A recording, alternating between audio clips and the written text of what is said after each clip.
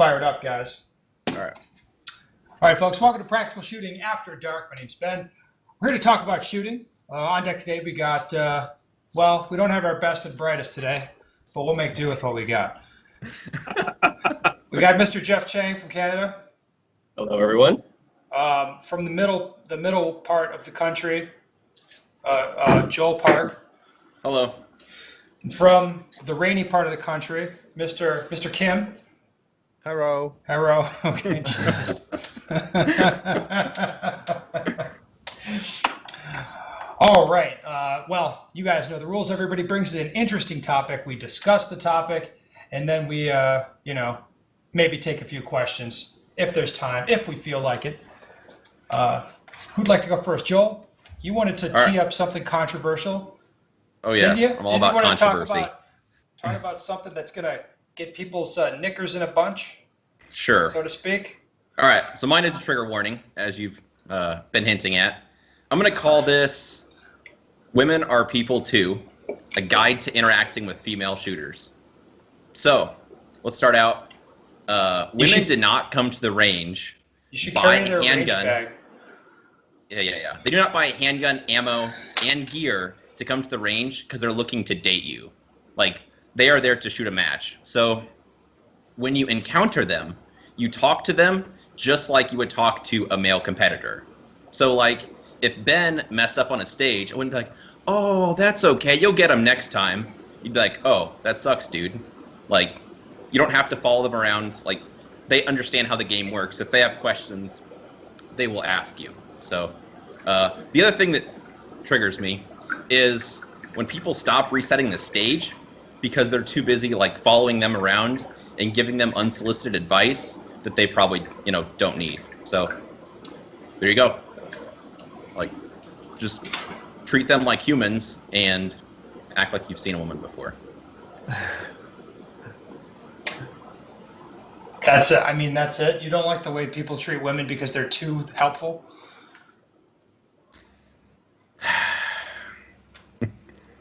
They are not being helpful. What do you mean? You mean that they don't really just want to be friends? Well, would they treat a male competitor the same way? No, that'd be gay, dude. Yeah, exactly. Thank you. Thank you for illustrating my point. Oh, yes. Yeah. I then, like, you see, like, all right, you see the squad where it's got like one woman is like got done shooting, she's loading her mags, and there's 5 guys that have to stand there to tell her like something she doesn't want to hear, and the meanwhile there's like 2 people resetting the stage. It's just not good. So that's it. The end. Is this an issue at your club? This is an issue I have seen more than once. Mm-hmm. So you don't usually see female competitors in your region? Yes, I do see female competitors, and this is a problem. Yes. Well, this is going to come off as sexist, and I think it probably is. But yeah, I can already tell you it probably is. I'm inherently suspicious. I'm not saying there's anything wrong, but my spidey sense tingles a little bit when there's an unattached female shooting independent of, like, you know what I mean? Like some dude, like, it's like some chick, especially if it's like, let's say it's a 20-something, never married, no, it's like not there with her dad, not there with her boyfriend, like just starts turning up to the range and shooting. That's typically like, that is very unusual. You know what I mean? Okay. So I'm inherently suspicious of that just because it's different. Just because she wants to try shooting and... I don't know what her motivations are, but I'm inherently suspicious. It's kind of like that. I mean, it's like, does this chick just want like dudes to carry around a range bag, or like, what is this? But you're not. I know that you don't want to go there. Anybody Nope. else? I am Anybody else not. have any comments? Maybe the other guys will bite, though. Well, I don't know. Like you basically don't like all these thirsty men, like following some chick around and like picking up her magazines and her brass and, look, let me help you with that. Like, you don't like that behavior, right? Correct. Okay. Well, just treat them like you would treat a male competitor. Like, you could talk about the stages together. Like, if a stage didn't go well for you, I'd be like, oh, that sucks. Not like, oh, you'll get them next time. Oh, but that, like, she almost, like, falls over She drops her magazine, her gun jams. They'll be like, "Oh, but you drew so well." Like, she's not dumb. She knows it was a train wreck. She wants to get better. Well, like, she might be dumb, but she might want positive feedback. But that is true. That is something that's always sort of amazed me.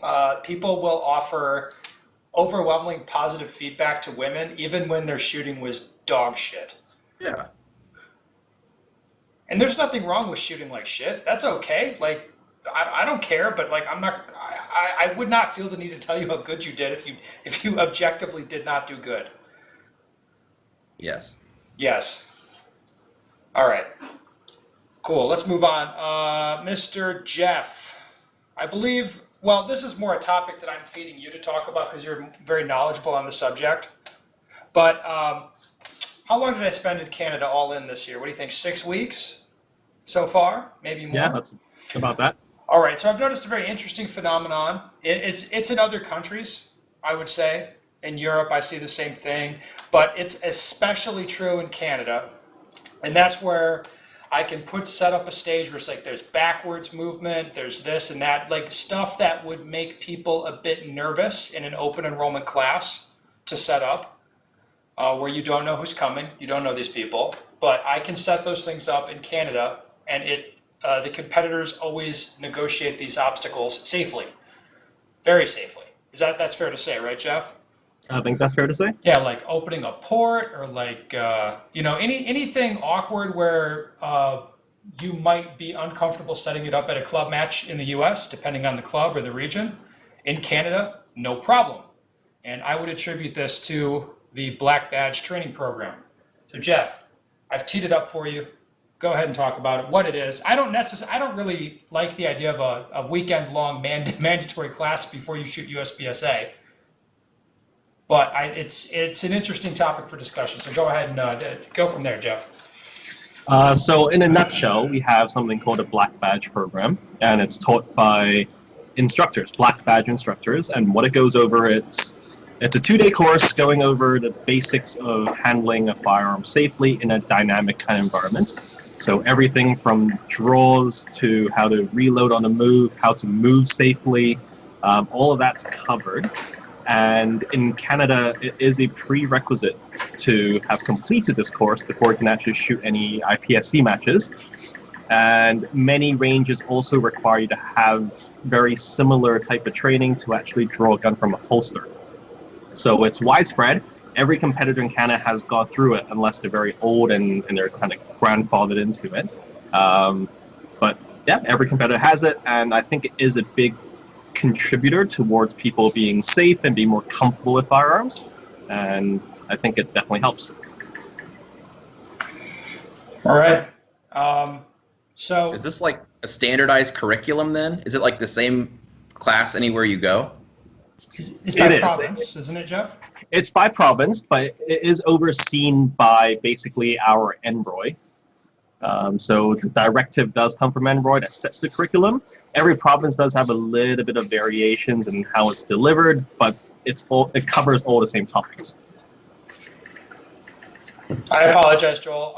You've just been photoshopped into a promo for an upcoming podcast. Oh, perfect. We've gone with the Ghostbusters theme, so I'll be dropping that on Instagram shortly. Awesome.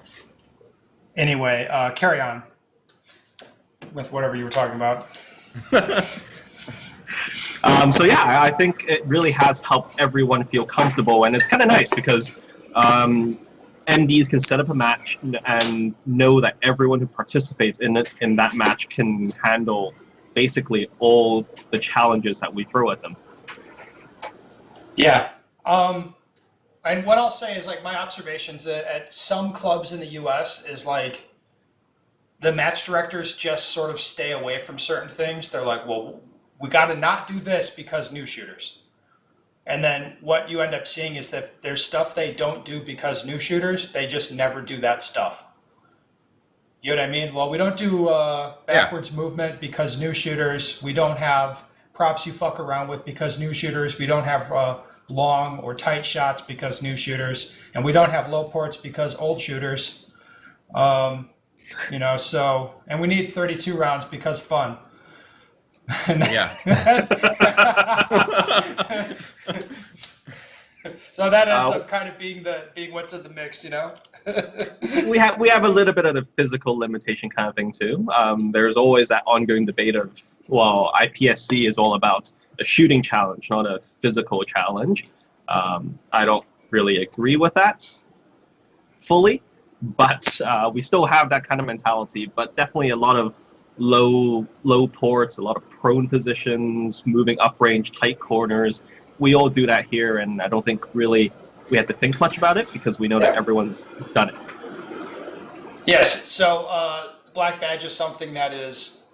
I don't necessarily like a mandated 2-day class, like I said, but I sure as hell like the effect. I like what we get out of it. I think I like that, and I know that before I shot a match when I took a safety course that was, I don't believe it was mandatory, but I sure as hell am glad I took it. Just because it was 3 hours explaining range rules and this and that, and I basically learned to live in fear of the DQ, which was good. So I thought that was very helpful. So anyway, Jeff, thank you for talking about that. Kim, I think you have something to show us and tell us about. Yes, I have a new gear to show. Okay. So, boom. In the video, I'm showing my Walther 40 cal. So this is a limited setup. I put SJC Glock weight. Fortunately, it didn't really fit in the first place, but I just jam it in, and the Picatinny rail is a little bit damaged now. But then I just hammer it really hard a couple of times. Weren't you? You were in engineering school, yes? Yes. I think So you got an F+ for that. Yes. I used a caliper to measure, and then I over tightened the screw, so make sure it's not coming out. Perfect. So, yeah. But this gun, I really like it.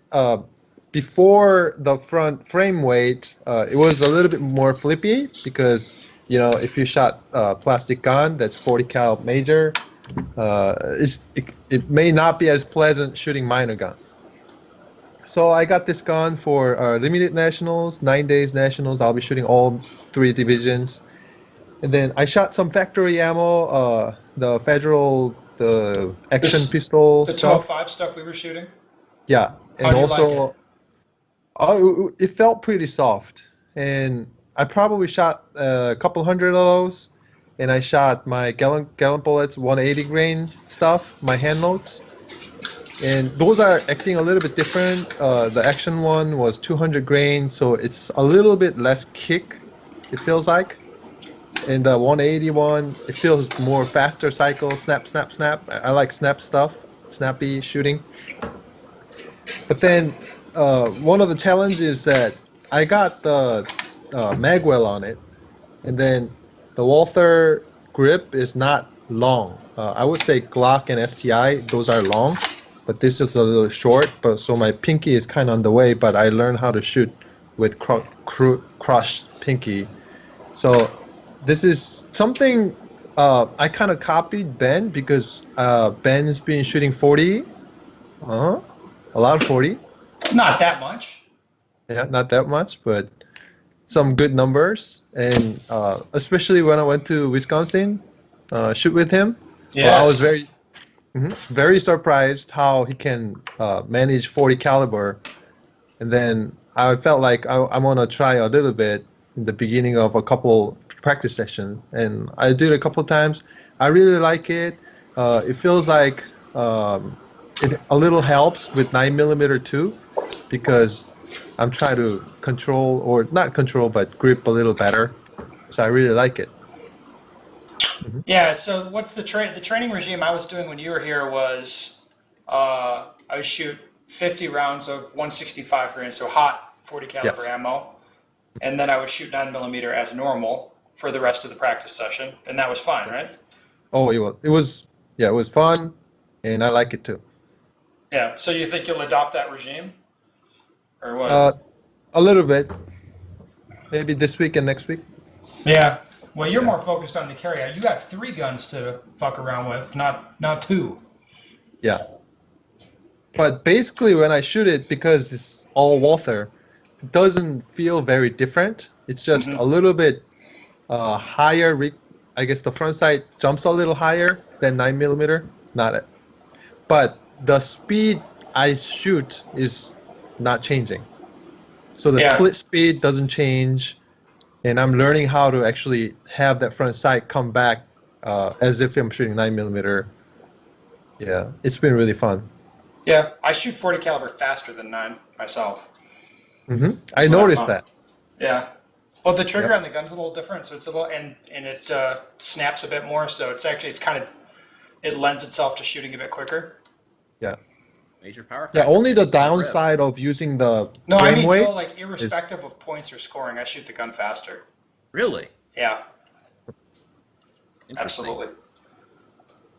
I just gotta get used to the race holster for 40, and that's about it. Why did you go with the race holster? Oh, you have to because of that dumb thing. Yes. Oh, Yes. That We could- dumb. well, It's- it's a necessary thing, but It is. No way to get a Kydex mold made for it in time. I have the race holster, so I wouldn't spend money on that, even if I can.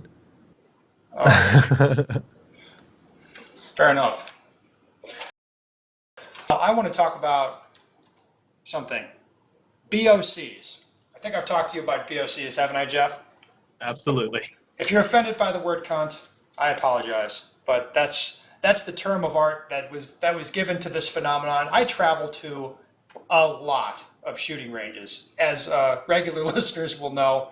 It's pretty much all I do is I visit dirt pits all across the land. And a friend of mine in Australia, he coined the term for a phenomenon you see at shooting ranges. And these, I'm not going to lie, these people trigger me. They annoy me.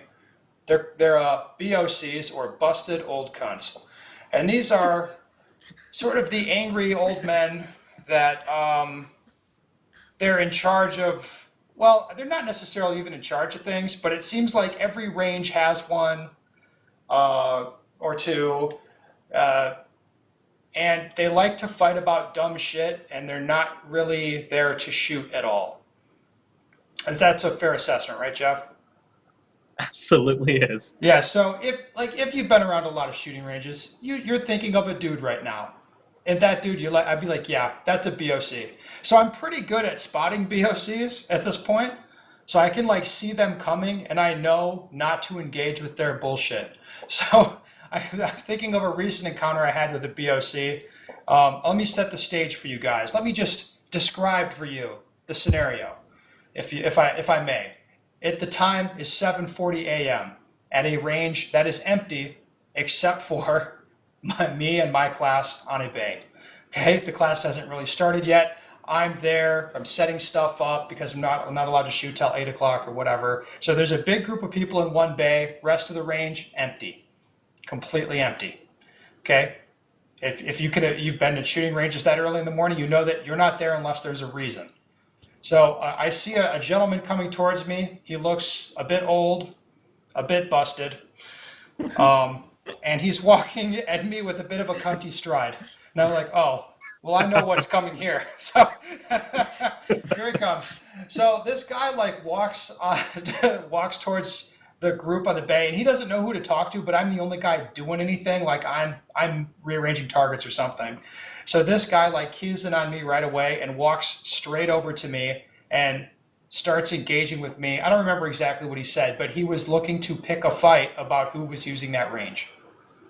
Like he wanted to use it, or he's telling me they normally use it for or some kind of shit. Like I don't know, and I really didn't know, and I don't care because other people organize who's using what range. All I know is like I'm like okay, like just talk to that guy over there. And then he keeps like this guy tried to not pick a physical fight with me, but he tried to have a confrontation about who was using that range.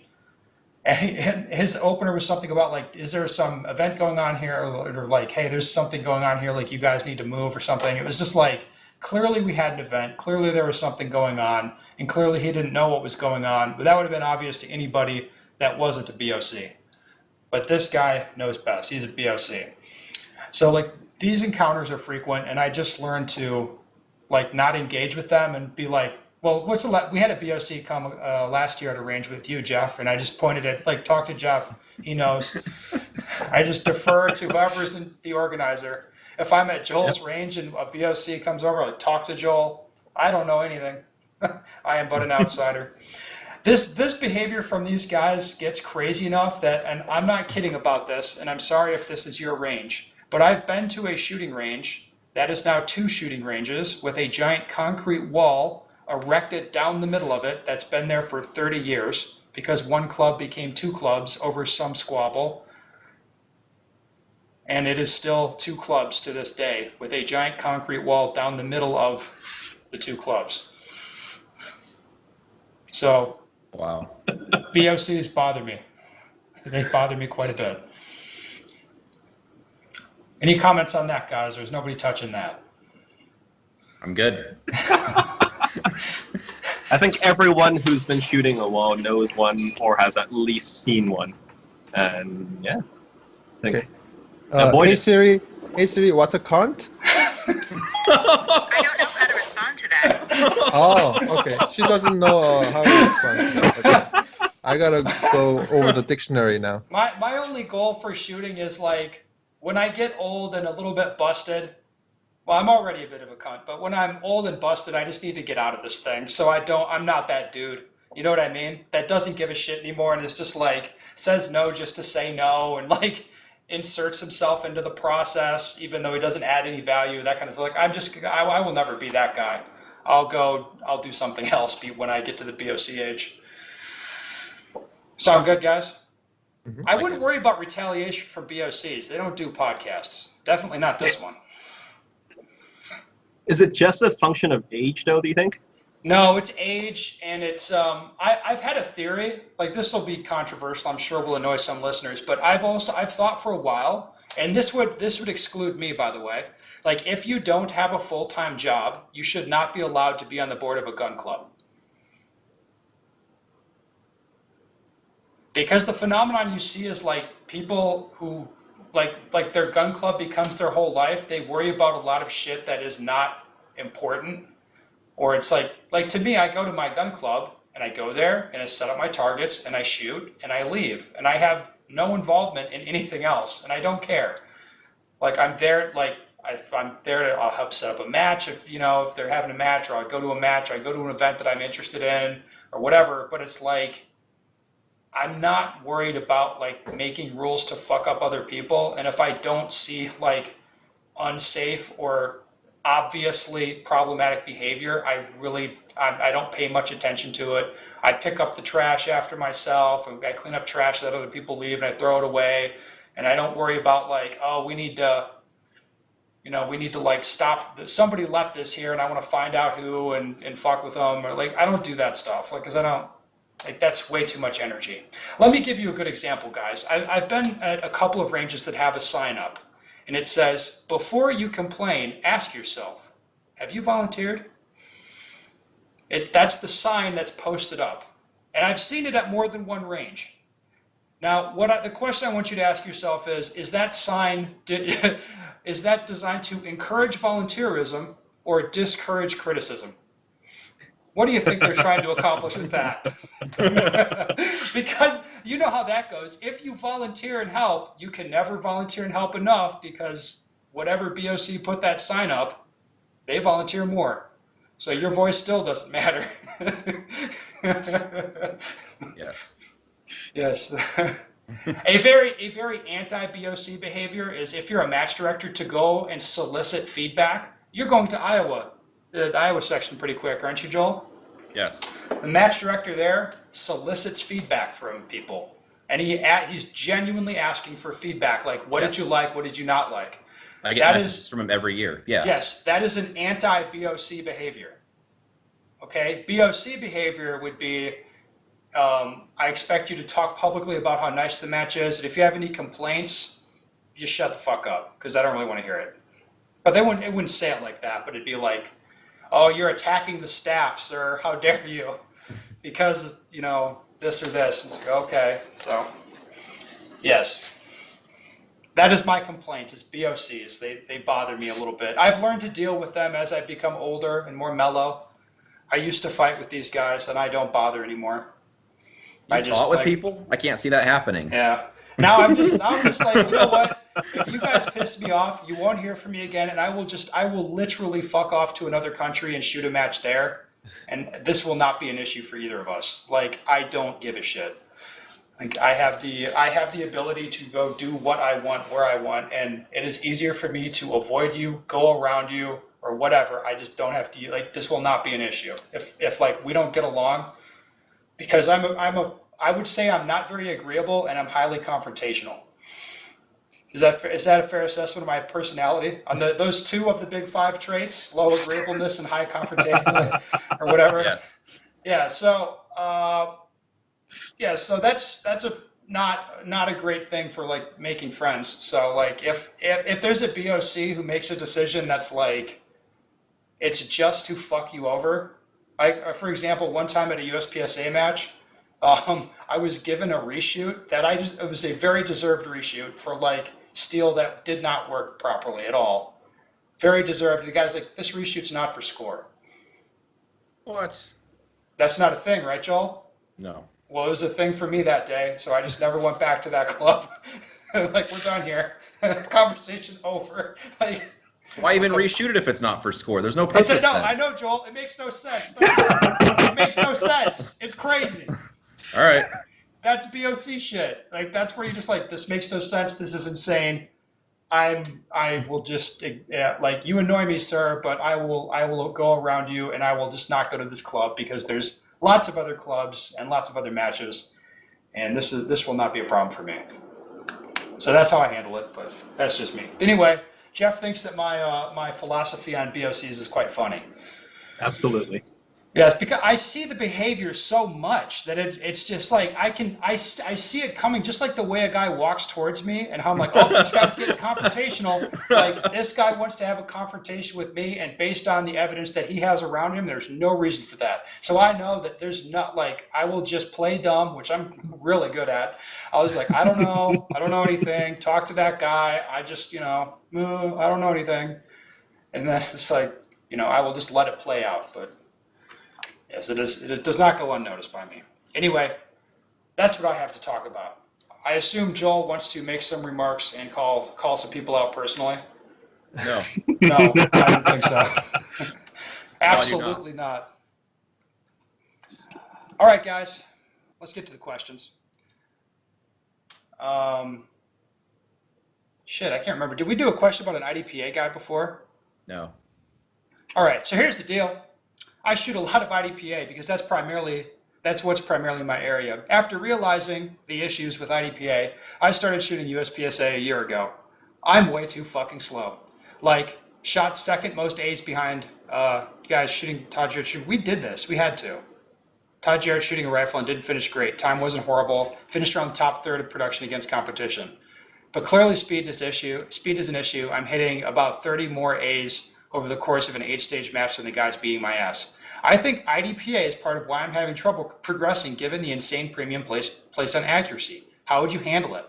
I'm still going to shoot IDPA because it's kind of a social outlet. Basically, we shoot and talk about how gay IDPA is while old fuckers shooting 1911s get pissy. But I could shoot IDPA like a USPSA match and not worry too much about a few down points. Horrible idea or decent practice?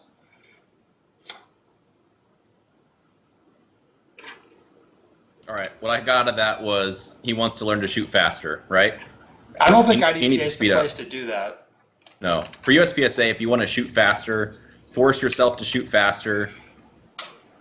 Like, whether the hits are there, like, so I've trained with guys before, like cops, like they're so used to being accountable for every round they fire. So they have it like where they just need to draw, be really deliberate, really watch the sights. It's like, okay, like we're practicing right now. This is different. Like I told this guy, like he's got a really good index. He comes up, the sights, I can tell they're right there. I said, just bring the gun up, your hands come together, extend it and fire. Like, I don't care if you even hit the target. Just let it rip. Just humor me. He does it, it's like, boom. It's like, oh crap, like that was an alpha. Yeah, I know. So shoot like that.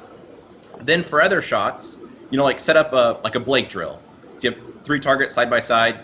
You're gonna shoot it like a bill drill. It's like 1, 2, 3, 4, 5, 6. You're going to pull the trigger the same speed and just make the transitions in between. So force yourself to do that.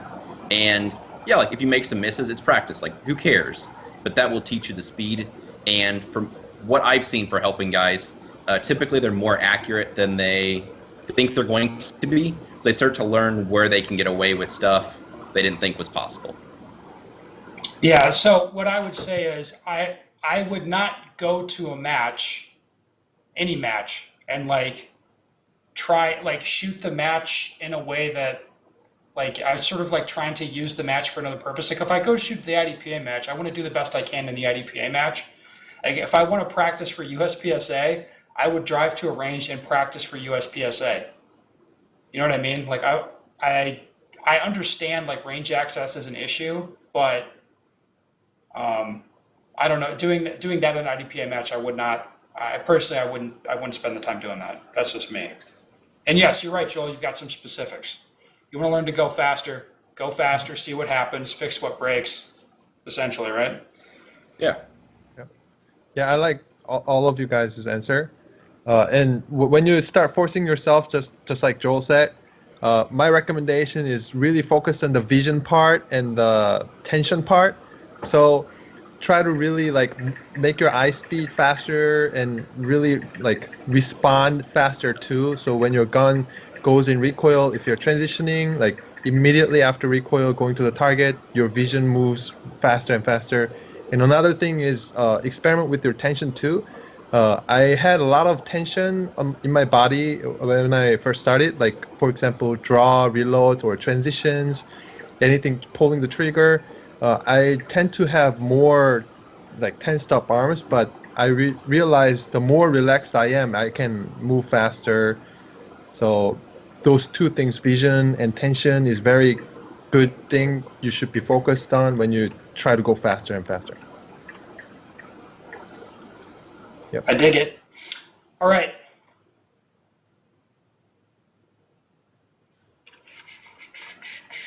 Let's do one more. Hey Ben, in podcast 82, Training Without a Timer, you brought up the no timer idea that I really connect with after listening to it numerous times. Are you still using that technique, or has it proven not to work for you over time? Thank you for your time. All right, I think that question's for me, but I think, shit, we could all talk about it. So training without a timer is a thing that I like to do occasionally. And I would say, oh, Kim, you just shot with me for, what, 9 days, 10 days, something like that? 10 days, yeah. Did you see me paying a lot of attention to the timer generally? Generally, yes. Yeah. And then when would I not pay attention to the timer? When the time is irrelevant. So like if we are focusing on the hits, or if we decide to shoot one specific pace, like as fast as pull the trigger, then yeah. Yeah, so basically occasionally I just like, well, I don't, like the time's not relevant right now, so I'm not going to get wrapped up in that bullshit. Or it's like if I'm shooting a movement exercise where the times are falling in a pretty similar pattern, like I start out cold at 6.5 and I push it down to 6, and then if I go hard at it or try something crazy, I can get mid 5s, but generally it'll be about 6. Then maybe I just want to like focus on consistency, so I just shoot it a few times like at that pace, and then I don't have to worry about the timer. Like I'm shooting a consistent, repeatable pace, and I'm focused on my execution. Yeah, sometimes I don't worry about the timer. Sometimes I'm doing dry fire, and it's like I'm going to draw the gun and just get a good grip on it. And that's not to say that I go slow. I just draw the gun and get a good grip on it. And I don't like the timer, whether it's a 0.6 or a 0.8 par time with the timer, like that's not really relevant right then. Joel, you do a lot of dry fire. Does that sound like something you do occasionally? Yes, very reasonable. And to add to that, sometimes the par time is destructive for me. So, for instance, transitions are something I've been training on heavily. So, if I have something set up and you put a par time on it, like I'm going to make it happen. But I might not be transitioning well. Like I could be muscling the gun, over swinging, under swinging. So for me working on transitions, I do not want a par time with that because I'm being very sensitive, and I'll do that a lot without even pressing the trigger, an idea I got from Ben.